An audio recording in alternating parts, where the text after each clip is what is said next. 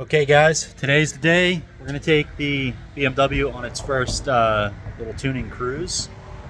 And I had an email conversation with Kyle from Goat Rope Garage. There's a link in the description.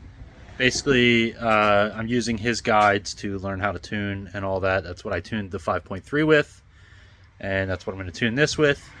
I had a conversation with him, and he said that I should start with the MAF tables. So that's what I'm working on today. We're going to do MAF tuning on the LS36.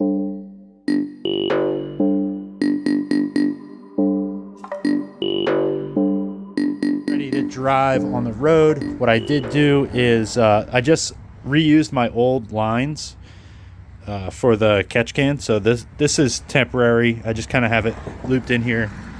I will change this setup and refine it. As you can see, there some of them are too long. This one kind of like whoop, and then the other one goes down around the intake and into the can there, and then that's just kind of held on with a hose clamp. Let me get the laptop fired up and I'll show you what we're tuning today. All right, so this is HP Tuners, and there's a bunch of stuff that you do in here to basically you turn off any kind of DFCO, which is the fuel cutoff for like when you lift off the throttle, it'll keep dumping fuel. So you shut that off and you change some parameters in here to fail it. You turn off your short-term fuel trims here. So you disable this. You disable your long-term fuel trims. There's a bunch of stuff that you do in the settings here to set up for MAF tuning. So this is the table that we're going to be tuning today, and we're going to do that by using the vehicle scanner and this MAF AFR error, and you build this this histogram here basically, and it'll tell you at what MAF voltage, at a certain MAF voltage, how much fuel the car is calling for. So if it's rich, it'll be pulling fuel out. If it's lean, it'll be adding fuel in. And then we basically take that whole table and we go over to the MAF here, and we're just gonna like multiply by half all those changes to this whole thing, and you'll see this MAF curve actually change its shape. So basically what this is going to come out to is I need to log the computer, drive the car around for like 15 minutes with nice easy throttle changes, nothing crazy. We're not going wide open throttle, and we'll see what the computer is calling for with the fueling, and then we'll apply those changes to the MAF curve. We'll flash and we'll do it again. The MAF usually doesn't take that long to dial in. You can usually get it in like 3 or 4 10-minute drives. You can get it pretty close. I've done this on Subarus before. It's a slightly more complicated task on Subarus. The histograms being set up in the logger on HP Tuners is really the hardest part, and Kyle does whole walkthroughs on how to set the histograms up, and then you can also buy preset layouts and histograms from him, which is what I did. I set them up originally, and then I ended up paying, it's not that expensive just to hit all his histograms. So that's what I did, and yeah, so I'm gonna warm the car up, and actually I'm gonna flash this to the computer, and then I'm gonna warm the car up. So we're plugged into the computer, ignition's on. We're gonna come over to here as soon as I can find my mouse. Where are we at? There it is. And we're gonna write, and this is gonna set the computer up for the MAF tuning. Like I said, it's basically you're turning off the short-term fuel trims and the long-term fuel trims so that you can get an actual reading of what the car needs for fuel, minus, you know, if you were having the short-term trims on and the long-term trims on, by the end of your 10-minute drive, the computer might have a 10% long-term trim change. So your readings for that after the trim changes were added would be off. So you just take the computer's trimming ability away, and then you get actual real-world numbers throughout the whole drive. Then you make a change, you do it again. That's where we're at. We're finished tuning. Let's start the car up. I got the car warming up. I got to take it off the jack, and I want to tighten the shift knob because the shifter's loose. So I'm going to do that while it warms up. I'll catch up with you when we're on the road. She's running real lean right now.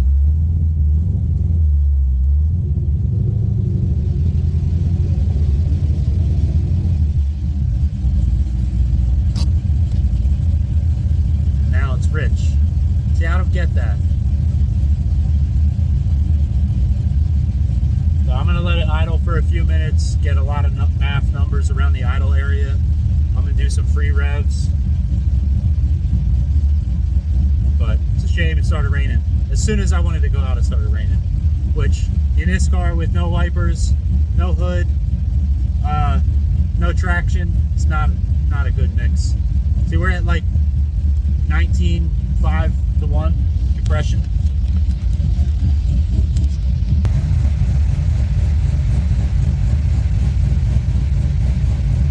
Yeah, it's hard to tell on the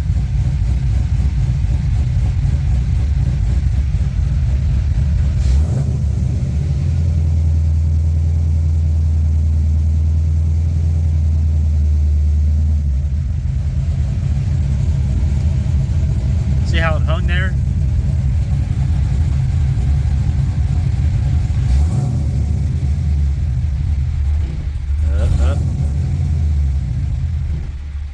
That's it, she's off. I guess that's all the numbers we're gonna get. Generally, you want to stop the logger before you shut the car off, because this number here went way negative because the car was off. So let me take a look at the log here real quick.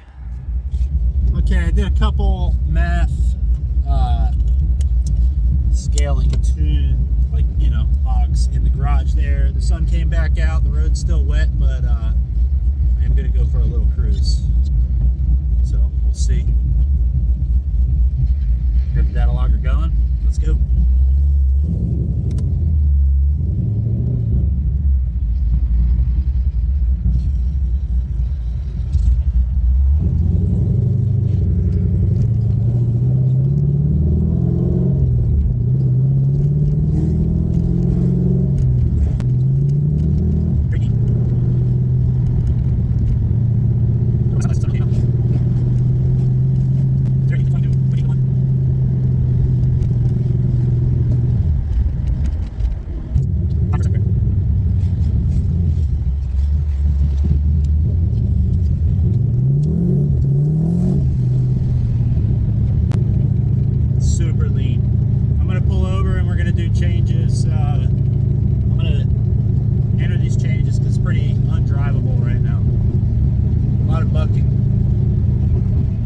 Okay, so I made adjustments off of that.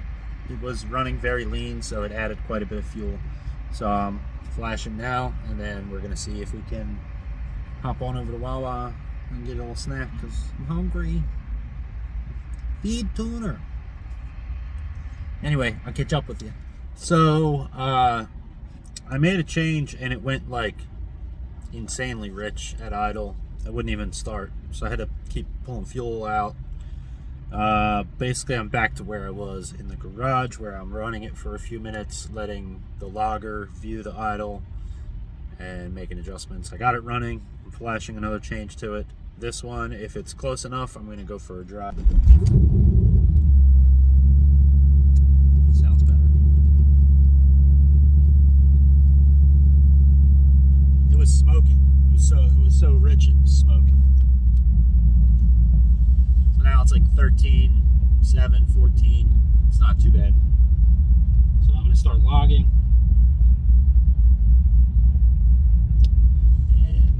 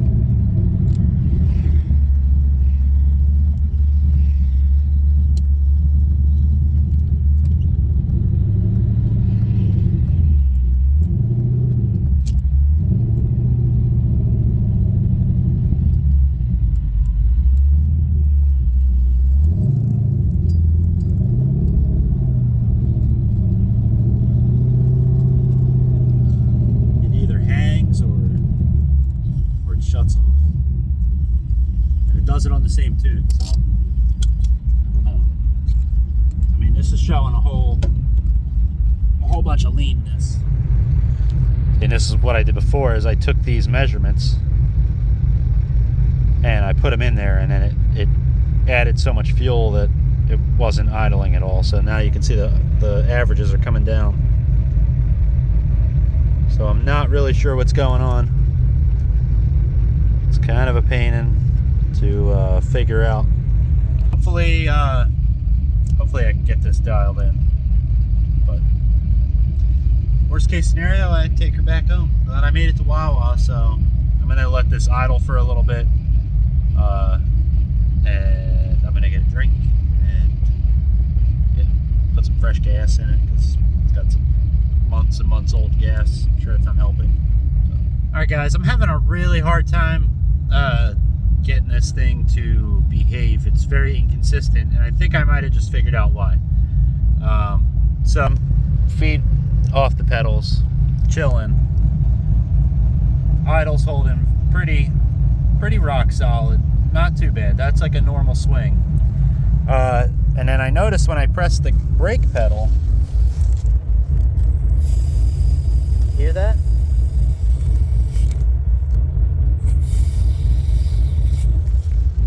It's losing the vacuum from the booster, and probably maybe introducing air into the engine. Because watch, I'm gonna put my foot, right? My feet are off. Watch the air fuel. I'm gonna press the brake now. Look at how it goes lean.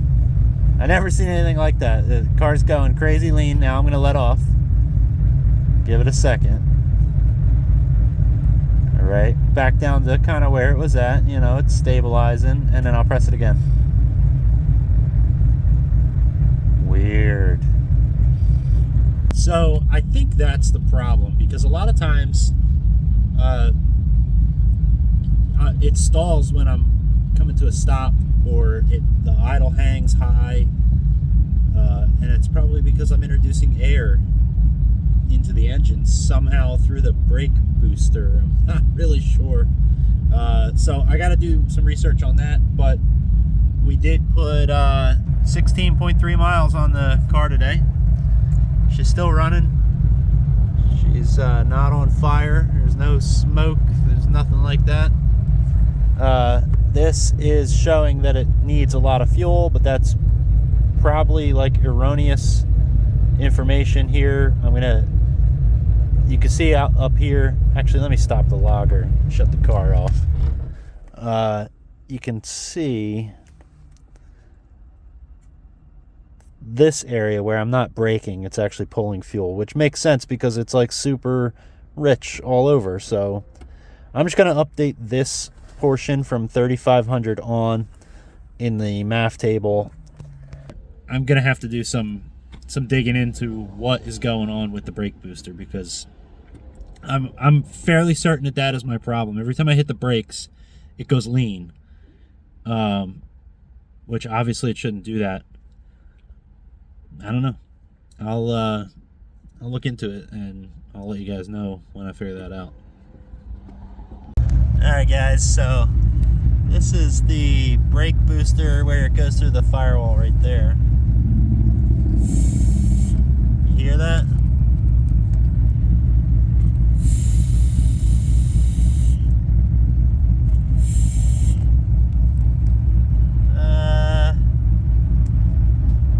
I don't know why. That's weird.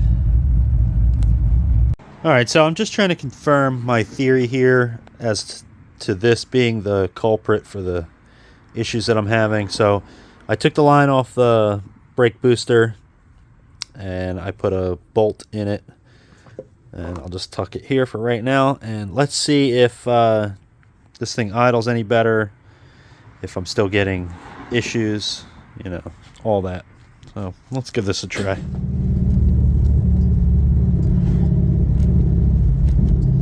See how this feels. The sun's right in my eyes. Super helpful.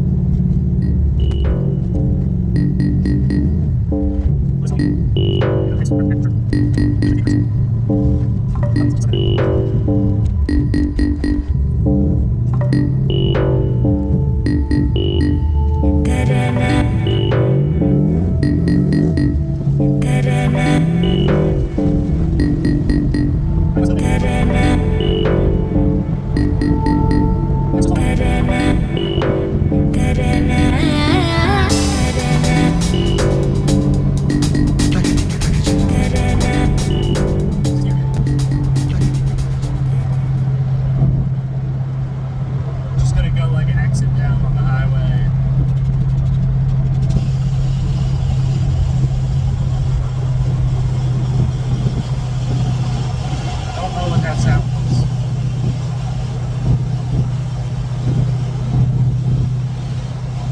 Sounds bad.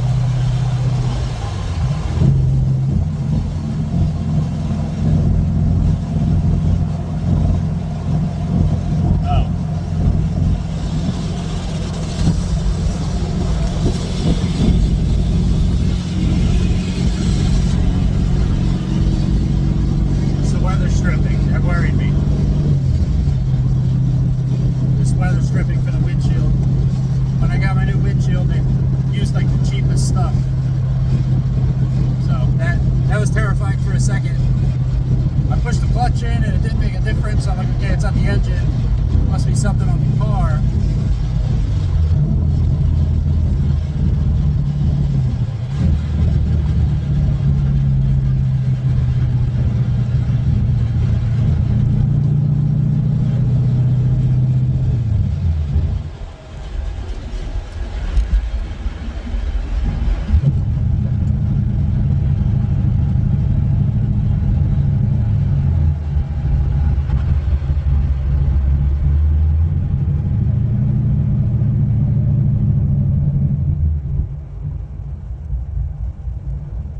I feel like the diffuser's hanging under the car.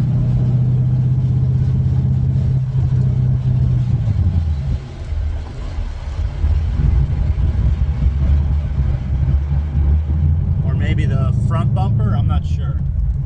Definitely something is hanging under the car.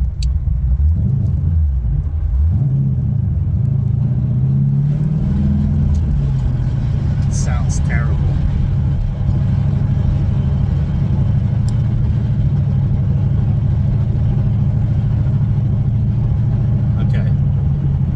See what the heck is going on here.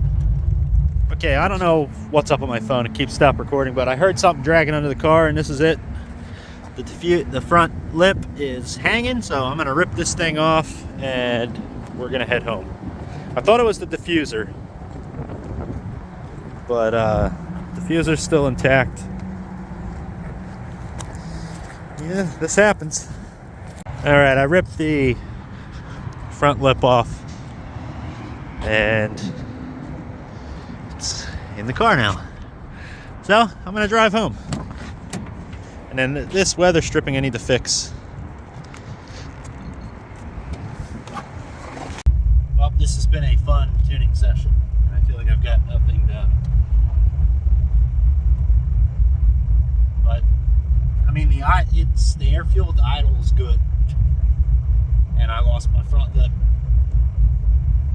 So maybe that was a sign that I don't need that front lip because scrape leaving the driveway and everything. Alright, I'm gonna get on the highway and head home. Alright, we're cruising on the way home. No more tuning for today. We are logging the trip home though. Alright guys, I'm back at the garage. I need to take care of that brake booster. I'm going to order a new brake booster. I think the diaphragm on the inside is ripped or broke or something. Kind of a pain. So that's why I was chasing my tail on the idle. I did mess with the throttle cracker and the throttle follower tables in the HP Tuner software there, and I added a little airflow to it. That seemed to stop the car from completely stalling out on me. On the last test drive, I went around the block a couple times and it didn't stall at all. It did stumble a few times, but it was able to actually catch it and keep it from shutting off. So I think I just need to tweak those tables a little more, and I'll show in depth more what I'm doing with it once I kind of figure out what I'm doing, because right now I'm just kind of like banging on the keyboard with my eyes closed and just seeing what happens. I did lose the front lip on the test drive there, so this is garbage. See if I can get it out. Yeah, so this front lip that I got from eBay lasted about, I think it was like mile 14, and it ripped off. Actually folded underneath the front of the car and made a horrible racket, and I thought I had like some sort of catastrophic failure. So when I got out of the car and I saw this, I was actually pretty happy. I just ripped it off and threw it in the car. So this piece came with the M3 bumper. I'm going to put this back on. But this piece, it looked really awesome, and I liked the way that it looked. But, man, it was impossible to get the car on ramps with this. So it's probably better that I don't have this anyway. It was a little, you know, not functional. So, bye. It's broken anyway. I'm going to snap it and throw it in the recycling. Anyway, that's going to be it for today. Thanks for watching. Thanks for subscribing and checking out the channel and coming along on my learning how to tune on my car journey. I'll catch you all next time.